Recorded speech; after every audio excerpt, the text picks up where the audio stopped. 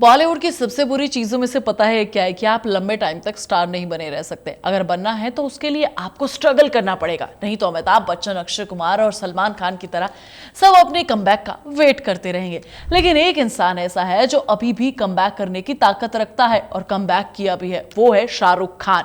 पर मेरे दिमाग में सवाल यह है कि भाई जब शाहरुख खान कमबैक कर सकते हैं तो अमिताभ बच्चन ऐसा कमबैक क्यों नहीं कर पाए जैसे शाहरुख खान ने किया था।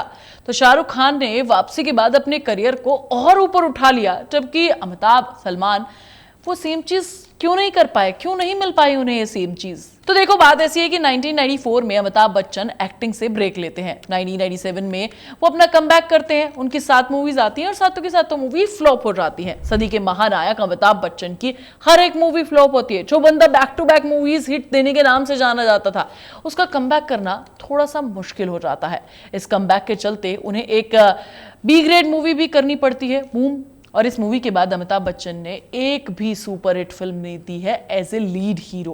पर बात यहां पर खत्म नहीं होती है। इसका सबसे बड़ा कारण था उन्होंने खुद को बदलने की कोशिश नहीं की। वो हमेशा एंग्री यंग मैन वाली इमेज में ही फंसे रहे।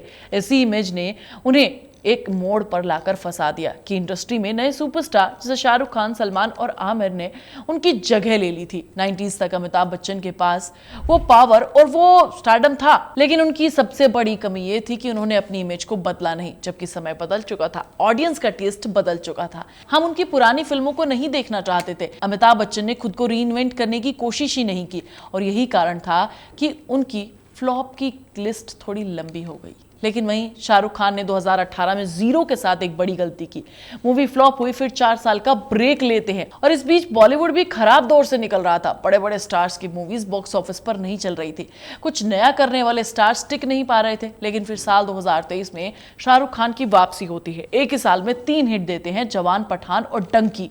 मतलब तीनों फिल्मों का जॉनर अलग, और फिर से साबित कर दिया कि शाहरुख खान वो सुपरस्टार हैं जो इंडस्ट्री में हमेशा थे। पठान में उन्होंने एक्शन का अवतार दिया, जवान में एक दमदार कहानी और सस्पेंस था, और डंकी में उन्होंने एक इमोशनल ड्रामा दिया। ये तीनों फिल्में पूरे तरीके से अलग थी और सभी ने बॉक्स ऑफिस पर तहलका मचाया। हाँ, एक तरह से उनके करियर की लास्ट होप वाली वापसी भी थी इन मूवीज के थ्रू।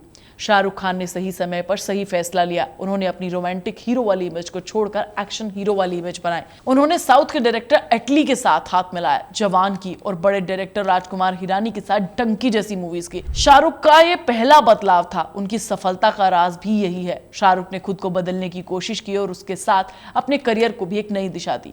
बाकी सारे स्टार्स लाइक सलमान खान, अमिताभ बच्चन, दोनों ही स्टार्स ने खुद को बदलने की कोशिश नहीं की। सलमान की कहानी भी कुछ वैसी ही है। वो लगातार एक ही टाइप की फिल्में कर रहे हैं।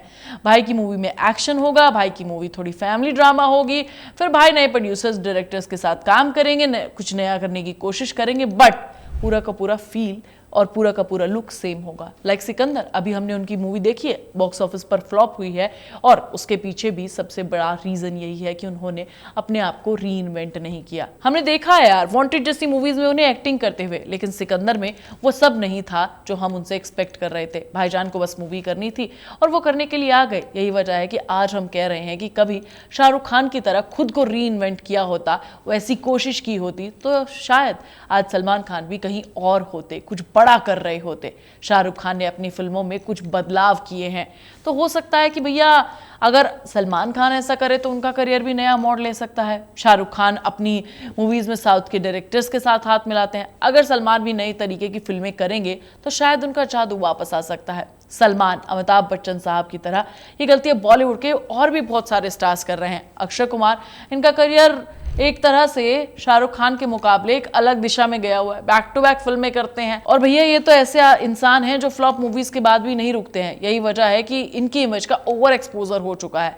यार कोई भी बड़ा स्टार अगर बिना सोचे समझे एक के बाद एक मूवीज करेगा तो उसका असर आप लोगों पर पड़ेगा, नहीं पड़ेगा यार। यही वजह है कि केसरी जैसी मूवीज में इतनी बढ़िया एक्टिंग करने के बावजूद भी अक्षय कुमार की मूवी बॉक्स ऑफिस पर नहीं चली है, उतना कलेक्शन नहीं कर पाई है जितनी हमने उम्मीद की थी।